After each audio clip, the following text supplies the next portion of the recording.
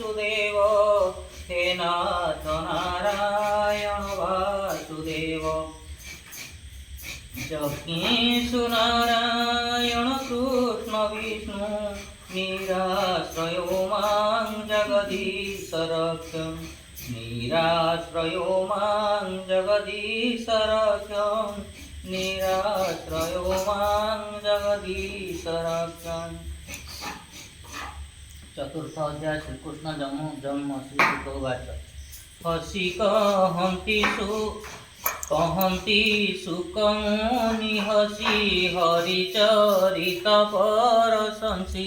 परीक्ष तांकु जे चाहिले आनंदे लोचन बुझिले। समाधि करी जोग ध्यायी कृष्ण प्रसन्नेले सपाई। पुनि क्षणके चक्षु फेई हसी कहती राजा चाही।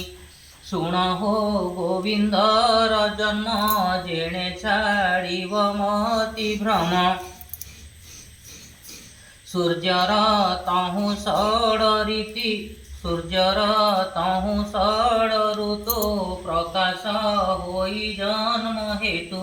ऋतुंक मध्य श्रेष्ठ बल संपूर्ण बरसार काल।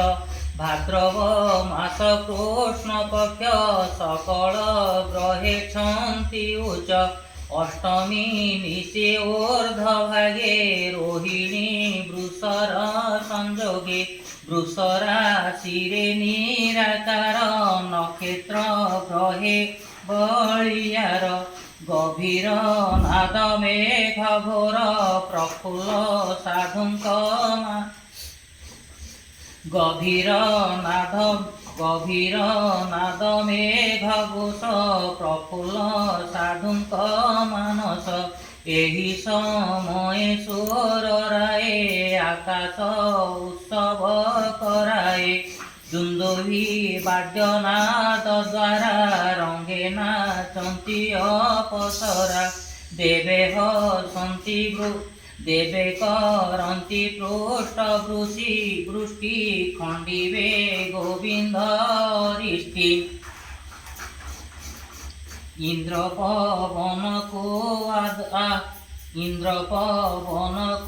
हकारी बोलई जाओ मधुपुरी।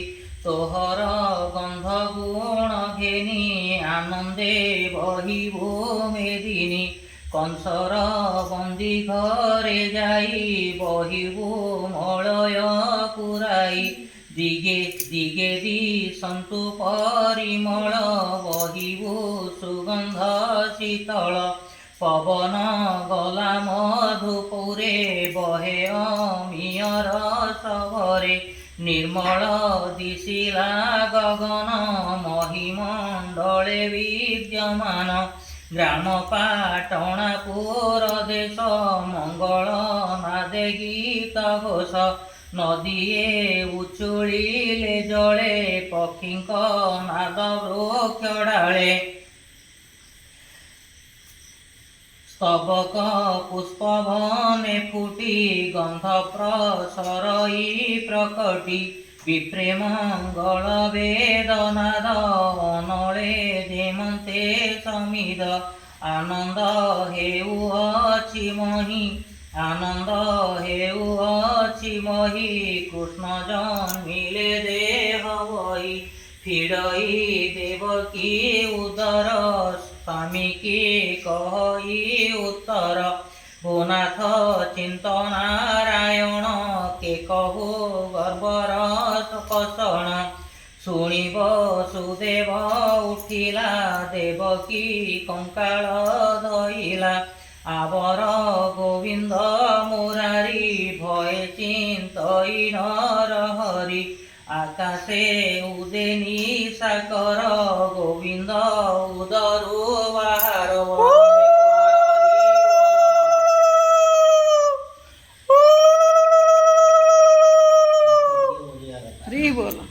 नीरजी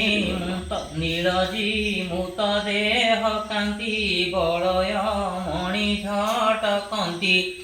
ପିତବ ସନେ କଟି ସୋହେ ରୂପ କୋଟିଏ କାମ ମୋହେ କଟି ମେଖଳା ସୁନା ସୁତା ହୃଦରେ ପଦକ ପଇତା କିରୀଟି କୁଣ୍ଡଳ କଙ୍କଣ ପାଦେ ନୂପୁର ଋଣ ଜୁଣ ବିଷୟୀ ଶଙ୍ଖ ଚକ୍ର ତେଜ ମର୍କତ ସ୍ତମ୍ଭ ଚତୁର୍ଭୁଜ ଗଦା କମଳ ଶଙ୍ଖ ଚକ୍ର ଅଧର ଉତ୍ତରଙ୍ଗ ନେତ୍ର ଶିବଶ୍ଚ ଚିହ୍ନ ହୃଦେ ସୋହେ ରତ୍ନ ପାଦୁକା ବେନି ପାଏ অপূর্ব রূপ যোগেশ্বর দেব মানবে আগোচর দেবকী প্রসবীণ সুত শ্রমে হইলা মূর্ছিত পছে যে বসুদেব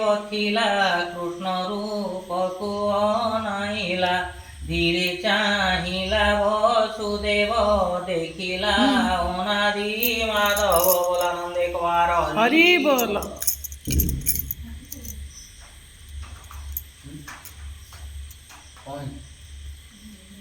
પછી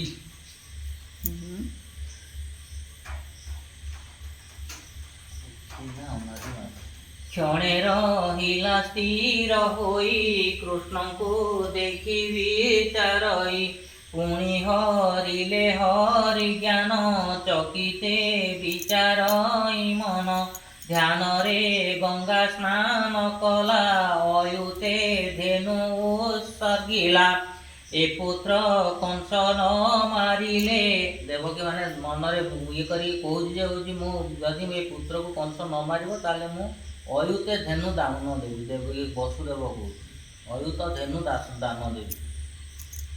ମନେ ମନେ କହୁଛନ୍ତି ଭାବୁଛନ୍ତି ଏ ପୁତ୍ର କଂସ ନ ମାରିଲେ ଦେବଇ ଅଳଙ୍କାର ତୋଲେ ଏ ପୁତ୍ର ନମଲେ ମୋହର ପୂଜିବି ପ୍ରଭୁଙ୍କ ପୟର ବୋଲାନନ୍ଦେ କବାର ହରି ବୋଲ।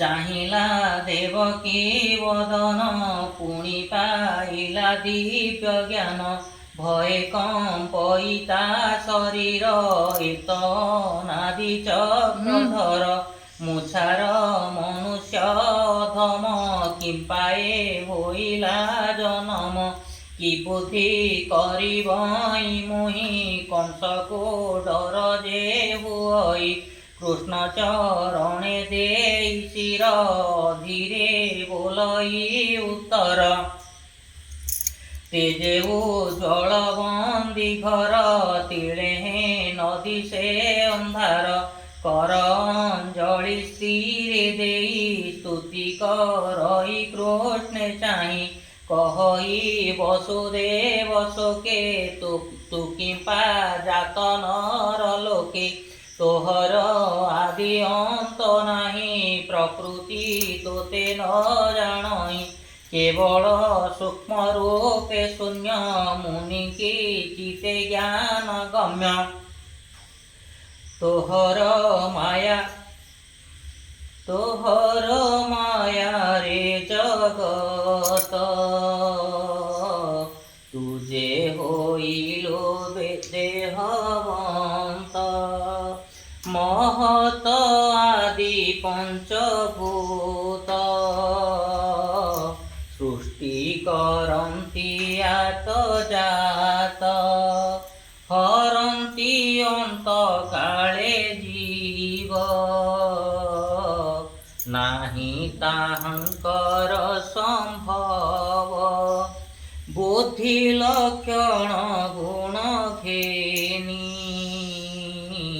ତୋତେ ଚିନ୍ତନ୍ତି ଆତ୍ମା ଜ୍ଞାନୀ କାହିଁ ଦେଖିବେ ଦେହବନ୍ତ ଭିତରେ ବାହାରେ ଅନନ୍ତ ଜଗତ ତୋହଠାରୁ ଜାତ ପାଳିଣ ପୁଣି କରୁ ଅନ୍ତ ଜଗତ ଉପୁଜିଲା କାଳେ ଅରୁଣ ହେଉ ଯୋଗ ବଳେ ପାଳିବା ପାଳିବା କାଳେ ଶୁକ୍ଳ ବର୍ଣ୍ଣ ସଂସାରେ ବୋଲାଉ ତୁ ଧର୍ମ ସଂହାର କାଳେ କୃଷ୍ଣ ରୂପ ତୋର ତୋର ବିହାର ମୋହ କଳ୍ପ ତୁ ଏବେ ମୋର ଘରେ ଜାତ ଅଂଶେ ହୋଇଲୁ ଦେହବନ୍ତ ଜାଣିଲି ଯେତେକ ଅସୁର ନାଶି କରିବୁ ମୋହି ସ୍ଥିର ତୋହର ଜନ୍ମ ମୋହ ଘରେ ଶୁଣିଣ କଂସ କୋପ ଭରେ ଛପୁତ୍ର ମାଇଲା ମୋହର ତୁ କି ନ ଜାଣୁ ଚକ୍ରଧର ବୋଲାନନ୍ଦେ କବାର ହରି हरि बोल ପ୍ରହରୀ ମାନେ ଜଗିଛନ୍ତି ଶୁଣିବେ ବୋଲି କଲେ ଭ୍ରାନ୍ତି କଂସକୁ କହିବେ ତୁରିତେ ସେ ଆସି ମାରିବଟି ତୋତେ ହିଁ ତୁହି ରକ୍ଷା କର ମୁଛାର ମନୁଷ୍ୟ ମାତର ଏମନ୍ତ ଗଡ଼ ଘାଲି ଶୋଇ କମ୍ପଇ କୃଷ୍ଣ ମୁଖ ଚାହିଁ ଶୀତଳ ବହଇ ପବନ ଦେବକୀ ପାଇଲା ଚେତନ ଚକ୍ଷୁ ଫେଡ଼ିଣ ଚାହେଁ ଧୀର ଯେହ୍ନେ ଉଦୟ ନିଶାଖର ଚାହିଁଲା ପୁତ୍ରର ବଦନ ଚକିତେ ହୁଏ ଛନ ଛନ ଅପୂର୍ବ କାହୁଁ ଏ ଅଇଲା ଜଗତେ କାହିଁ ନ ଦେଖିଲା ଏତ ପୁରୁଷଙ୍କ ଉତ୍ତମ କିୟ ବା ପ୍ରଭୁ ଭଗବାନ ଆନନ୍ଦ ମୂଳ ଜ୍ଞାନମୟ ଦେଖି ପାଇଲା ଦେବୀ ଭୟ ବିକଳେ ବେନି ଯୋଡ଼ି କର হা কৃষ্ণ বলি বিকଳେ বেনি কর ଯୋଡ଼ି হা কৃষ্ণ বলি পাদে পড়ি চঞ্চল মন କରି ସ୍ଥିର ଦେବକୀ କହଇ ଉତ୍ତର ଭୁନାଥ ନିସ୍ତରିଲି ମୁହିଁ ତୋହର ଆଦି ଅନ୍ତ ନାହିଁ ମନ ବଚନେ ନ ପାଇ ପ୍ରସନ୍ନ ହୁଅ ନାଥ ତୁହି ଜ୍ୟୋତି ସ୍ୱରୂପ ନିରଞ୍ଜନ ପୁଣ୍ୟ ନିର୍ମଳ ଦିବ୍ୟ ଜ୍ଞାନ ଦେବେ ଗୋଚରଣ ହେ ଯେହୁ ଆଧ୍ୟାତ୍ମ ଦିବ୍ୟ ମହାବାହୁ ପ୍ରଳୟ କାଳେ ମୋହିନାଶେ ସକଳ ଲୁଚନ୍ତି ଆକାଶେ ମନର ମୂଳେ ପଞ୍ଚ ମନ ତୋହର ଦେହେ ହୁଅନ୍ତି ଲୀନ ସରବିଷ ସାଙ୍କ ନାହିଁ କେହି ତୁ ମାତ୍ର ରହୁ ଶେଷ ହୋଇ ନିମିଷ ଆଦି ଯେହୁ କାଳ ତୋହର ଚକ୍ଷୁ ଅନ୍ତରାଳ ଦେଖଇ ପ୍ରାଣୀଙ୍କୁ ନିରତ କରଇ କ୍ଷଣେ କ୍ଷଣେ ଗ୍ରସ୍ତ ଶରଣ ତୋର ପାଦ ଯେହୁ ସେ ମୃତ୍ୟୁ ପାଇବଟି କାହୁଁ हरि बोल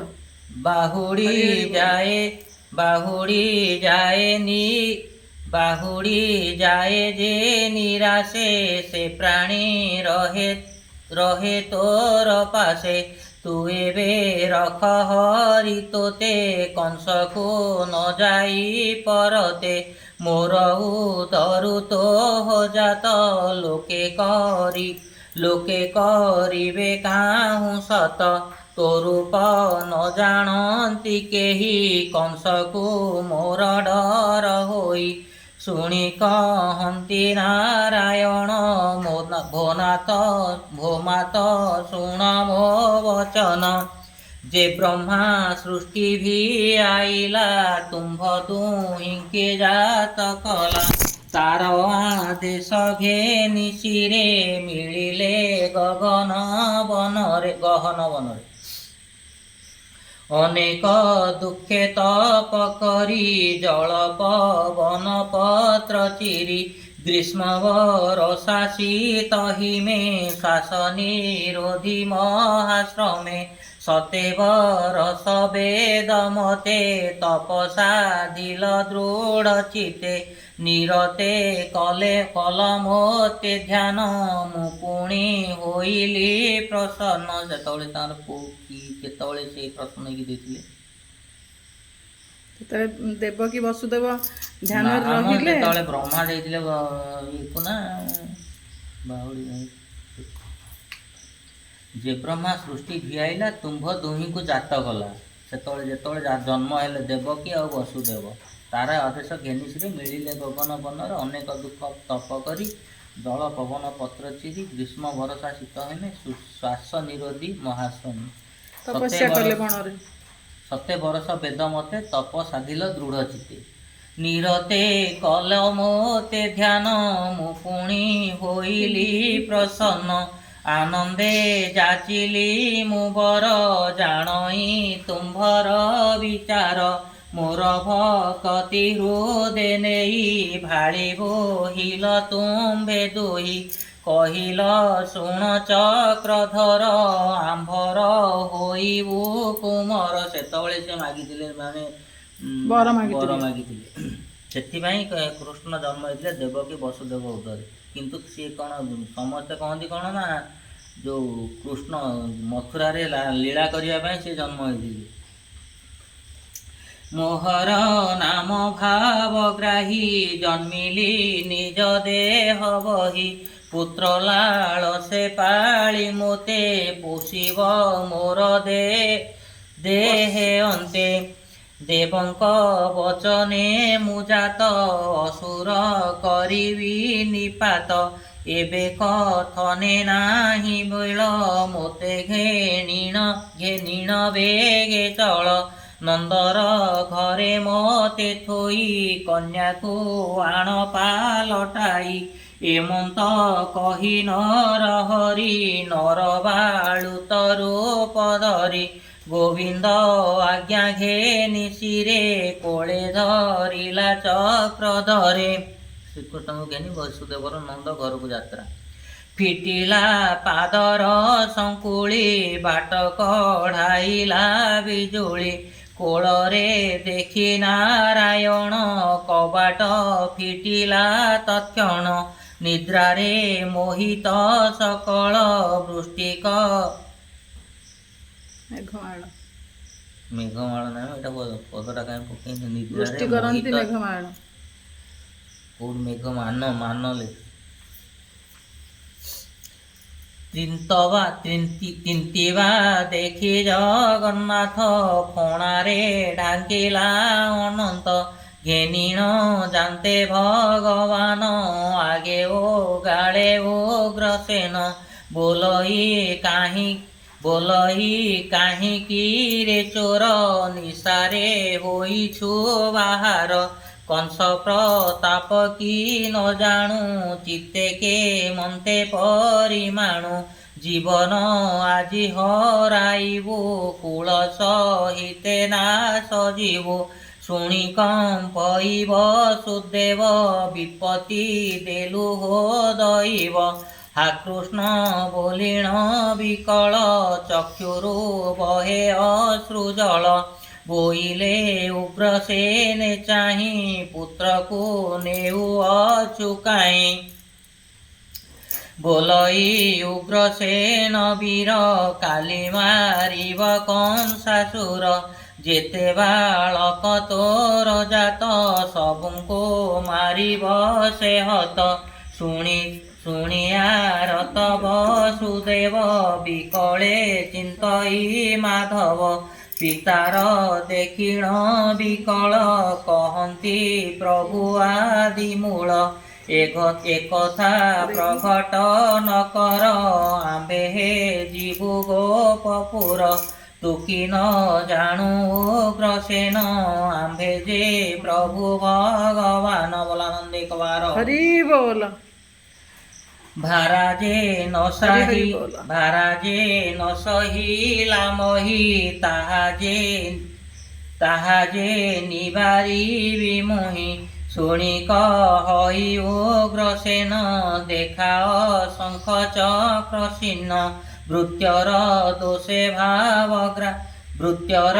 ଦୋଷେ ଭାବଗ୍ରାହୀ ଶଙ୍ଖ ଚକ୍ର ଚିହ୍ନ ଦେଖାଇ ସ୍ତୁତି କରିଣ ଉଗ୍ରସେନ ଚରଣେ କଲା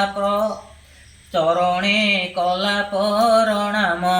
ଶ୍ରୀମୁଖେ ତାକୁ ଆଜ୍ଞା ଦେଲେ ନୃପତି ହୋଇବୁ ବୋଇଲେ ଉଗ୍ରସେନକୁ ପୁଷ୍ପମାଳି ହରଷେ କୃଷ୍ଣ ଦେଲେ ତୋଳି। ତାହୁ ଚାହିଁଲା ବସୁଦେବ ପଥେ ନ ରହି ଏକଲବ ନଦୀର ତୀରେ ଯାଇ ମିଳି ଦେଖିଲା ଯମୁନା ଉଛୁଳି। ଯମର ଭଗିନୀ ଯୁକତ ଗଭୀର କେ କରିବନ୍ତ ବହଇ ଅତି ପରଖର ଫେନରେ ଦିଶେ ଭୟଙ୍କର। ନଦୀରେ ପଶିଲା ବହନ କାତରେ ଅତି ଭୀତ ମନ ନାସାରେ ପସନ୍ତେଣ ପାଣି ଶିରେ ବସାଇ ଚକ୍ର ପାଣି। ବୁଡ଼ିଣ ଯାଇ ବସୁଦେବ ହୃଦେ ଚିନ୍ତିଲେ ପଦ୍ମନାଭ। हरि बोल हरि हरि बोल। ହରିଙ୍କି ଦେଖି ଭୟ କଲା ବାଲି ବନ୍ଧରେ ବାଟ ଦେଲା ଚଳିଲା ନଦୀ ପାର ହୋଇ କୃଷ୍ଣଙ୍କୁ ହୃଦରେ ଲଗାଇ। ମିଳିଲା ଯାଇ ଗୋପପୁରେ ତକ୍ଷଣ ନନ୍ଦର ମନ୍ଦିରେ ନିଦ୍ରା ମୋହିତ ସର୍ବଜନ ଭୟେ ଚାହିଁ ଚନ ଚନ। ଅମ୍ବିକା ହୋଇ ଅଛି ଜାତ ଜଗତ ନିଦ୍ରାରେ ମୋହିତ। ଯଶୋଦା କୋଳେ କୃଷ୍ଣ ଥୋଇ କନ୍ୟା ଆଣିଲା ପାଲଟାଇ। ମିଳିଲା ଦେବକୀ ନିକଟ ତକ୍ଷଣେ ପଡ଼ିଲା କବାଟ। ଲାଗିଲା ଚରଣେ ସଙ୍କୁଳି ଦୁହିତା ଛାଡ଼ିଲା ବୋବାଳି। ହରିଚରିତ ସୁଧାବାଣୀ ଶୁଣି ନିର୍ମଳ ହୁଅ ପ୍ରାଣୀ। କୃଷ୍ଣର ଜନ୍ମର ସଂସାର ଶୁଣି ସଂସାରୁ ହୁଅ ପାର। ପରୀକ୍ଷିତଙ୍କୁ କହେ ମୁନି ଗୀତେ ମୁଁ ବର ଚିଲିଆଣି। ପୁରାଣ ଶ୍ରୀ ଭାଗବତ କହଇ ଜଗନ୍ନାଥ ଦାସ। କଂସ ଜାଣିବନି ଏ ପୁତ୍ର କ'ଣ କନ୍ୟା କି କ'ଣ କିଛି ଜାଣିବନି ଏଇଠି ରଖିବ। ଏଇଠି ରଖିବ କିନ୍ତୁ କଂସ ଜାଣିବା କଥା ନା। କଂସ ଜାଣିବା ପର୍ଯ୍ୟନ୍ତ ଗଲାନି।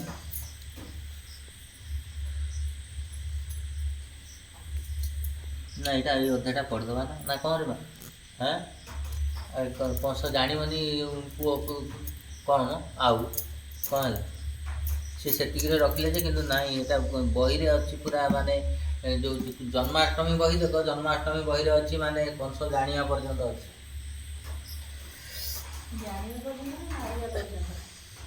ହଁ କଚାଡ଼ିବା ପର୍ଯ୍ୟନ୍ତ ବା ମୁଁ ସେଇ କଥା କହୁନି କି 2 ଅଧ୍ୟାୟ ପୁରା କଂସ କଞ୍ଚାଡ଼ିବା ପର୍ଯ୍ୟନ୍ତ ଜନ୍ମାଷ୍ଟମୀ